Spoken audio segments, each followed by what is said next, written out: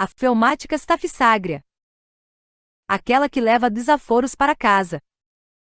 Imagine uma criança que desde bebê assiste a brigas, gritos e violência entre pais e familiares. Ou que passa por vexação continuamente, seja por seus familiares, pelos coleguinhas ou até mesmo por professor. Uma noz vômica, por exemplo, questiona. Uma camomila grita para que parem. Um stramonil faz escarcéu. Mas a staphysagra não.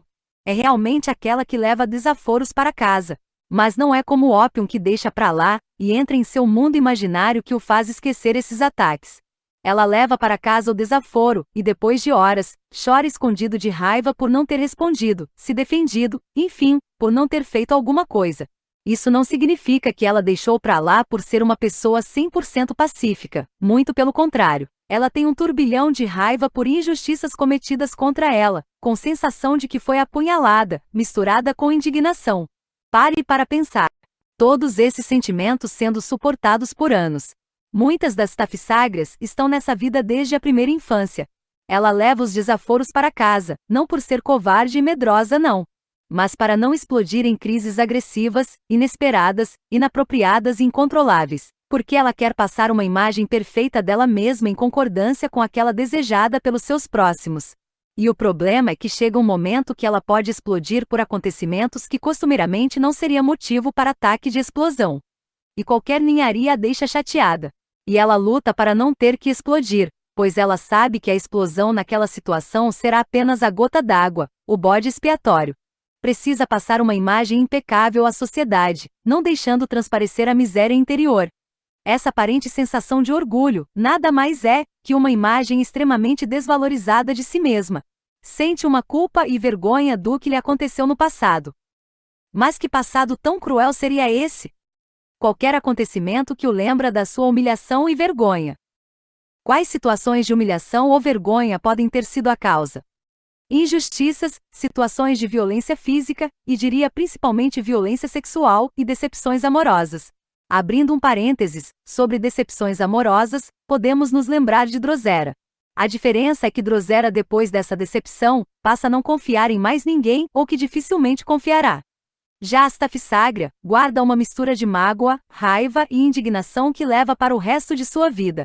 E quanto mais tempo passar, maior esse misturado de sentimentos aumenta, ao ponto de sentir que não cabe mais dentro dela. Quando se está com raiva, a reação mais comum é atacar ou no mínimo questionar aquilo que causou a raiva. Mas lembre-se, a staphysagra não ataca, e aquela violência toda está contida dentro dela. Por essa causa, ela se sente na obrigação de manter permanentemente, e até o fim de sua vida essa agressividade que a cada dia se agiganta mais e mais. E mantém a classe. É uma pessoa aparentemente calma e discreta. Isso tem um preço altíssimo, pois a somatização é cruel, lhe afetando os olhos, a bexiga, o cólon, e as mais variadas formas de adoecimento que veremos daqui a pouco. Ela sabe que existe essa violência toda dentro dela, isso lhe causa medo. Por isso, tenta conter essa violência toda permanentemente, isso a deixa exausta. Como é a fala de staphysagra? Durante a fala, engole entre uma e outra frase, ou pigarreia constantemente. E as frases mais faladas por ela são: eu não mereço isso. O mais importante no ser humano é a dignidade, o respeito e a honra. Não suporto injustiças e nem que me tratem mal. Eu sempre fui uma pessoa íntegra, nunca fiz nada para ninguém. Onde se viu ele me dizer isso? Não guardo raiva de ninguém, de jeito nenhum. Muitas vezes a problemática é com o pai. Já sabemos que todo vegetal varia seu comportamento em reação básica e a reação oposta. Isso não é diferente em staphysagra. Quando criança pode se apresentar como dócil e pacífico, ou o total oposto, agressivo e explosivo. Staphysagra nas diversas idades. Aquele bebê que joga objetos no chão, chora e grita para que peguem, e quando alguém pega, joga, chora e grita novamente para que peguem o objeto. Assim como camomila.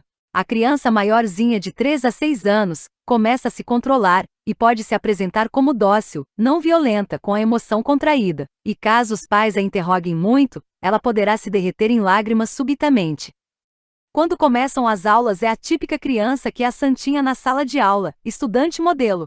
Mas ao chegar em casa se torna odiosa, dando baixarias e enervando-se por futilidades, passando uma imagem de que não é feliz, e que está presa na sua própria imagem que deve passar aos outros.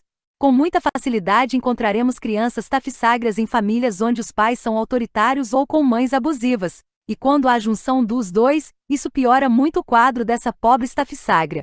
Pense numa tafisságria, por exemplo, com um pai licopódio e uma mãe laquesis? Reparou como podemos entender o porquê de tanta revolta nessa pequena? Ao chegar na adolescência, a suscetibilidade, o orgulho e a hipersensibilidade para a injustiça a leva para um comportamento anormal. Passa a acreditar que a escola não é um lugar para ela. Passa a ver a escola como um lugar hostil, onde ela pode ser novamente vítima de agressão, seja física ou moral. E que seus professores irão julgá-la e não compreendê-la. Aqui podemos ver claramente uma pessoa introvertida, reservada, com raros momentos dóceis, porém com inveja, gostaria de ter a vida que outros têm. Pois a dela é terrível, se sente como uma esfolada viva, toda ferida e machucada, tanto física como moralmente. A homeopatia pode ser um dos melhores remédios para transtornos por incesto e violação na criança, permitindo que se liberte da culpa gerada por essa violência. Se irrita facilmente, pois está esgotada de guardar, guardar e guardar. Nervos à flor da pele.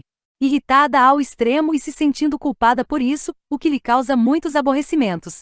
Tudo isso deixa bem claro que ela pertence ao miasma cancerínico, onde a tentativa de ter o controle sobre situações que estão muito além da própria capacidade a faz exigir muito de si mesma, como se fosse uma pessoa pequena com enorme tarefa de manter as coisas sob total controle.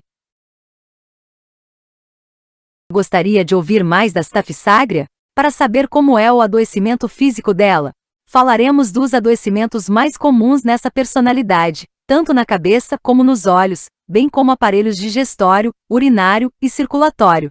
E veremos também o que a faz se sentir melhor e o que a faz piorar. Falaremos quais as sensações que ela tem. Clique no link e adquira este, e mais 30 vídeos com o maior número de sintomas de diversas personalidades.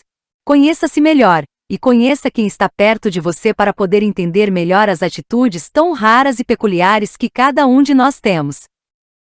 Até mais!